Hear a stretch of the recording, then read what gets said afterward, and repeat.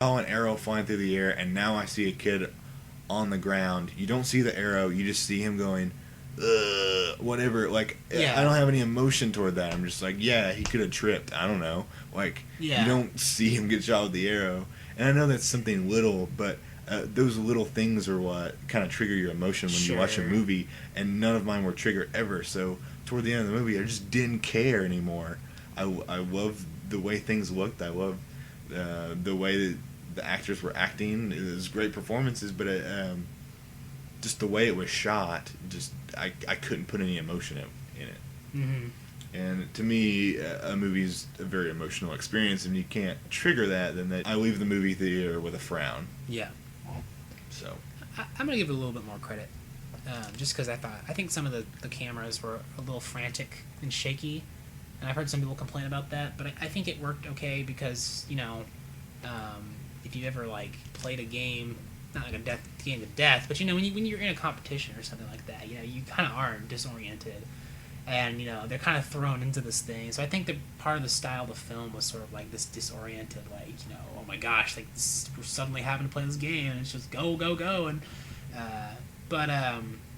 there's 2 more books, so there's 2 more films that are probably going to be on the way, and unless they do, like, what everyone else is doing and split the last film into, like, 2 or 3 films. 15 parts. Yeah, right. But I think that has or the potential to get more and more serious. The same way the Harry Potter films seem to almost get, like, really dark towards the end. They get super dark towards the end. They start off as satanic at the delightful, end. children-y, magical films, and then they wind up just like creepy and weird. And so I enjoyed this movie. I'm looking forward to see what they do with the rest of the material. But Houston, what is your final rating for Hunger Games? I don't want to give it a meh, so I'm going to give it a matinee just because the things that were good in the film were very good. And just that emotion thing pulled it down a lot. And then the CGI pulled it down quite a bit. But the performances is very well done, and the world that was created, the future world, I guess, that was created was very believable, and I did feel engulfed in that world, especially in the beginning, and I felt like I was involved in their laws and processes that they had to go through. Yeah. That was very unique, and I kind of I got pulled in a lot right there, and I really liked that. In the very beginning, I was rooting for a lot of people. So I liked all that, but I'm just going to give it a matinee, barely a matinee. But I think it's worth a watch, and I'm actually probably going to watch the other 2. I don't really know if I'm going to pay full price to watch the other 2, but I would like to see the continuation of the story, because I love the story, and I love the creativity that was put behind it. Yeah, I'm going to go with the same thing. Matinee, because I thought it did a good job with the material that it was using. I thought it was an entertaining film. I had fun watching it, but I think the book was better ultimately. And there were just a few things I thought they made a little too, I don't know, a little too cleaned up from what the source material was. A little too, like, all ages friendly, I think, which took away from some of the impact of the source material. But overall, a good film, a pretty decent adaptation of a book. But overall, I thought the book was a little better. And I think I could have waited until this probably came out on DVD, which I did. I waited until this came out on DVD. So I didn't see this in theaters. So, but yeah, a matinee. I'm going to give it a matinee. Well, our off the radar okay. movie, of the week is Rubber, and it's interesting to try to explain this movie. Practically, in a nutshell, it's a killer tire, and let that sink in. All right, soak it in on good. All right, we're past that. Yes, a killer tire. And this is I'm just going to go ahead and say it's a very stylistic movie. It's campy to the extreme. Yeah. But in that fact, I did kind of enjoy it. Yeah, I enjoyed it. In a weird way. It was definitely like I have to see this and get it out of the way because it's always going to be on my mind if I don't know what this is about. Yeah. watch it with friends, or you'll just be like, what? Oh, yeah.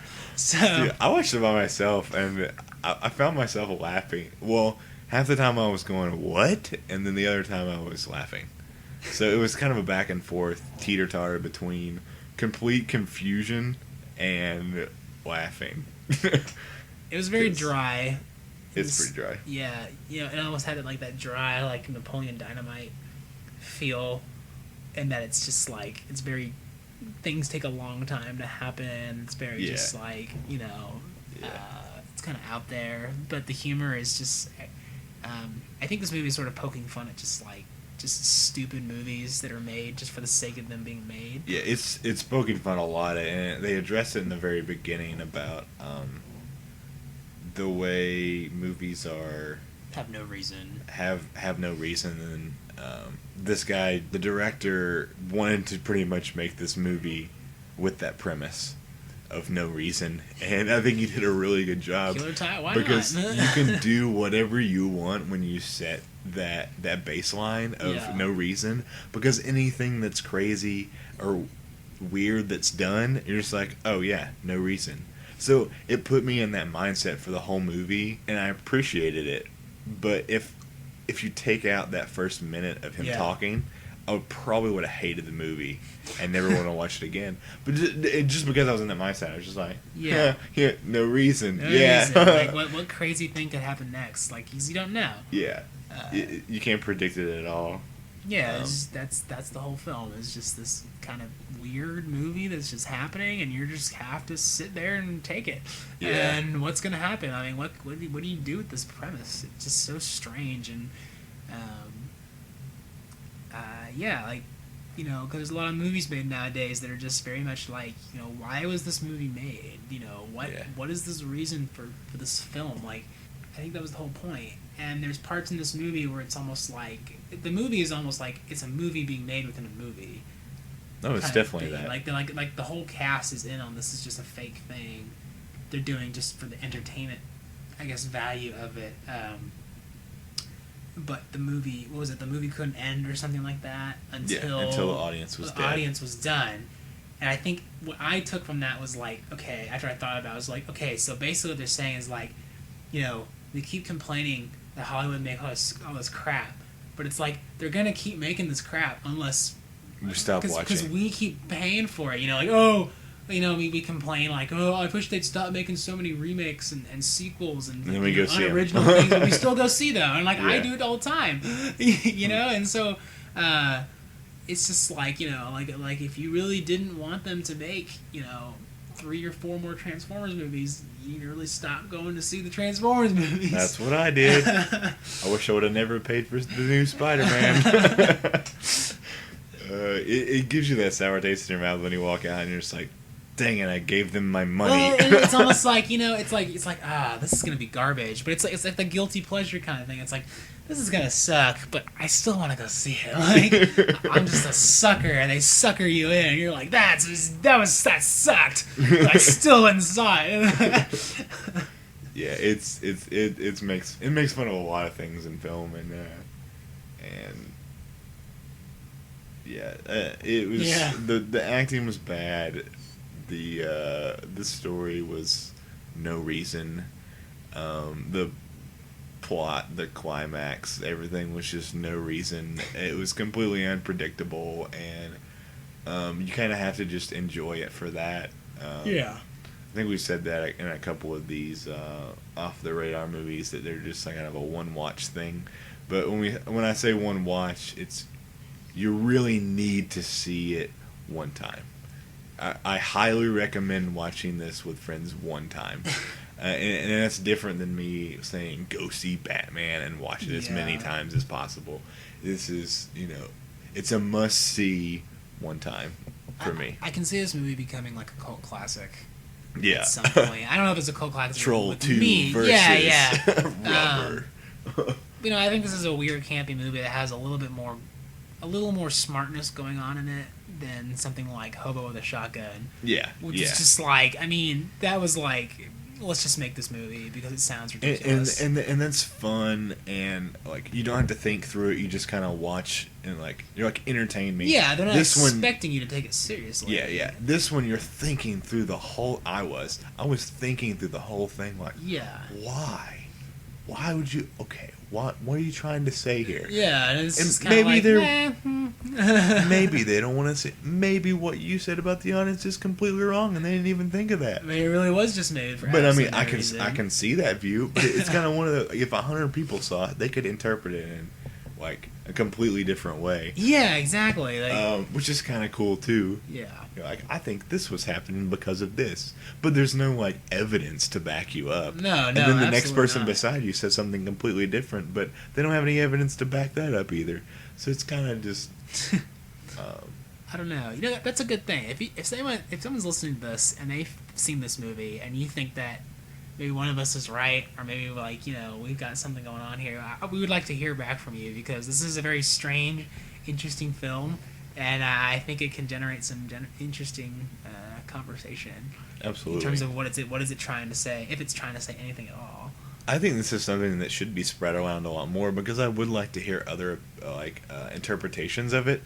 I would love to see this movie be shown like on campus, like in the theater, and like invite students, like because it had a really cool poster that really it looks like a 60s like monster poster. You're like, ooh, Rubber, like what's that about? Like you want to go see Rubber, and I would just love to see people's reactions in a packed theater, just like, what the heck is going on? Because that's really your reaction. You get in, you're thinking it's going to be some kind of like cheesy horror film, which it kind of is, but at the same time you're just like, it's just so like you can't predict anything that happens in it. You're just kind of like, what is happening? Yeah, let's go ahead and rate this. All right. I'm gonna rate it as it's so hard because it's kind of in a league of its own in my opinion. I don't have a lot of movies to compare it to, but just from a critic standpoint, it's kind of a meh for me, just because it doesn't have really any rewatchability. The acting was not that great. It is memorable, which is kind of in a like matinee category. Yeah. It has some memorable, but you don't remember it for like doing correct things when making a movie. You remember it in a different kind of memorable way. So I'm just gonna give it a meh, but like I said before, like it's a must see one time watch, which is kind of a weird final rating when I give it a meh, but you must see it. But maybe when you see it, you'll kind of understand my rating a little bit better. I'm gonna give it a matinee just because I think the fact that it was trying to be bad, it's hard for me to really give it a bad rating just because I know it wasn't trying to be serious. You're Like trying to be bad, so I'm gonna give you an average. Take that, bad movie. Yeah, I mean, I don't know if I'll ever watch this movie again. I definitely think it is sort of a one-time watch, but I could see myself watching this with friends just for the sake of like, you have to see this movie. Yeah. And just to get the reaction. I mean, it's the same way when we talked about Birdemic. Like, yeah. You would never watch that by yourself. You would have to watch it with somebody just to get the experience. And I think that's the point of the film. I think this is better than Birdemic, though, by a lot. In film standards, this is definitely better than Birdemic. Like, Birdemic is like an unwatchable. I would give Birdemic an unwatchable, but I would still recommend watching with friends. Okay, yeah. So, I think that's the thing with campy movies. They can either be like really awful or really good. So we have to give... still have to watch. It's like you have to watch, though, I guess, or something. Like, I don't know. We're rating on a critic scale, but there's still like a sub... This movie's hard to categorize. There's something that we can sub-rate it as we want you to watch it.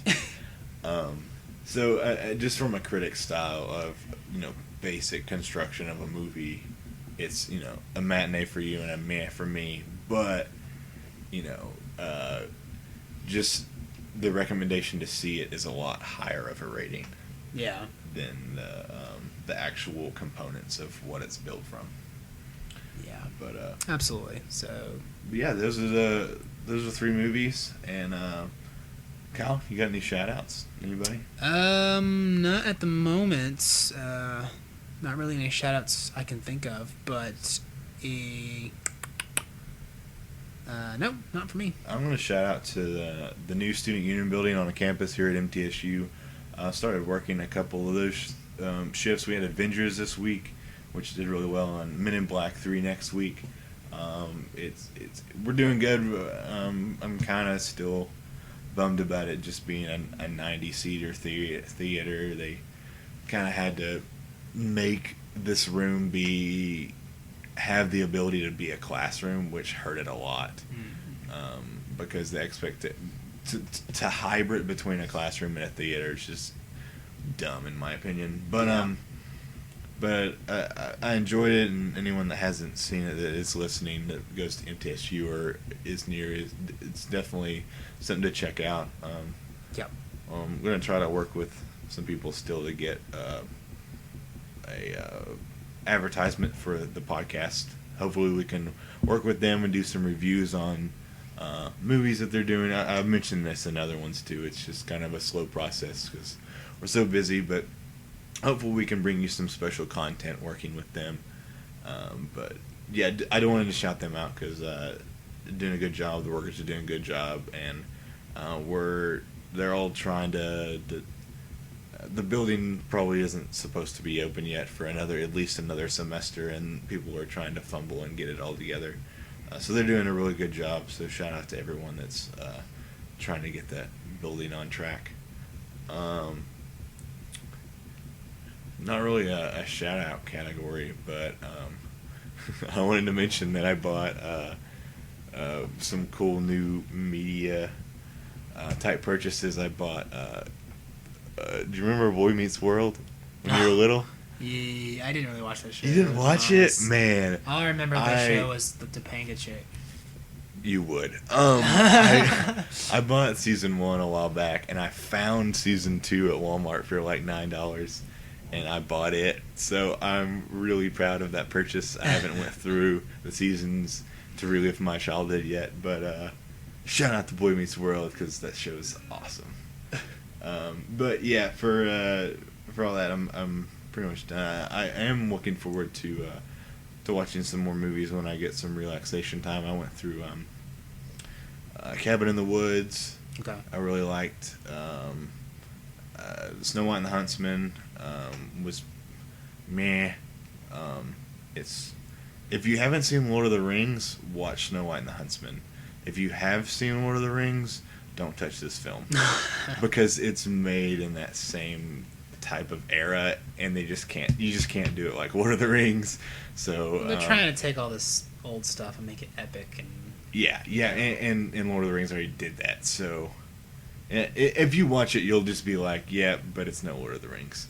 And they kind of try to. I've yet to see it, but I don't. They try to nudify like the watching, witch. I'm just like Kristen Stewart make her one expression for. yeah. They try to nudify the witch, and I'm just like, why? Why? In this time period, there's not a scene where you're trying to nudify them, and in the way that they did, it was just completely. They just wanted to try to make it show her naked. But anyway, I saw that. But Cabin in the Woods was good. Have you ever played Left 4 Dead? I know I'm getting on a little bit on a rabbit trail. Yeah. Well, I've played a little bit of Left 4 Dead. There is a Easter eggs in Cabin in the Woods of a boomer and a witch from Left 4 Dead. Okay. And Left 4 Dead was going to do a map pack expansion for the game based on Cabin in the Woods laboratory underground. Huh. So they put the witch and the boomer in there to Easter egg it and foreshadow it coming to the game, but the project fell through. So I just kind of cool little news clippings of that. So I thought that was kind of cool. Did you think Cabin in the Woods was a good flick? Yes, I did. I don't know if we'll review review horror it. film. It's more of a comedy. Really? Yeah. It's hard to explain it without kind of ruining it. But, did they explain the name, like Cabin in the Woods? Like, it's just kind of. It's not what you think. That's I've going heard. to be my title. It's not what you think. Okay. We'll let you do a solo review. I may do a solo review tonight because it's cool. But since you mentioned kind of a horror film, October's coming up, and we will definitely be trying to gear October towards more of a Halloween spirit. We haven't worked out the details yet, but I'm definitely thinking this is going to be more of a, special month. We'll focus exclusively on one type of film, and maybe see if we can get like several videos coming out just to, kind of get some things going. But in the meantime, I guess I did think of a shout out. Shout out to cinemassacre.com. James is the name of the guy. You might know him as the Angry Video Game Nerd if you guys are on the internet a lot. But his site, cinemassacre.com, every October they do Monster Madness, and it's him and his friends making videos, and they kind of talk about, they highlight a lot of horror films. A lot of horror films I've come to know in the past 4 years have been because I heard about them off this guy's website. So if you're in the mood to find out about some horror movies, I recommend going to cinemassacre.com, and you can check out the past Monster Madness videos and the ones he's about to make coming up in the month here. And but don't forget about us. But don't forget about us. That was just my shout out. And also don't forget to let us know, what do you guys want us to review? Do you guys have any recommendations, feedback about the show? And be sure to, if you can, if you don't mind, spread the word about us and get real talk out there. Give us some recommendations on what you want to hear us review for our October. Yeah, we would love to hear that. If you got crazy horror films, the better, the more crazier, the better, because we love that kind of stuff. Yeah, since we're getting close to October, I was going to try to squeeze out another episode, but I think we're going to go ahead and start working on some horror stuff. I don't know if we're going to do a 30 days thing. Probably not, because we're in school. That's a lot of... Even if they are solo reviews, we kind of want to go... We don't want to just vaguely go over them. We kind of want to go in depth. I don't know the pattern that we're going to put them out. But yeah, give us some recommendations and on what you want to hear about, and we're going to probably machine gun out some really cool horror-driven, Halloween-themed movie reviews to keep you in the mood, and also make your Halloween a little bit more pleasant. If you need some ideas, or we may introduce you to some new stuff you may want to check out. Yeah. So this has been Real Talk. You'll hear from us throughout October with some horror films. Take care, guys. See ya.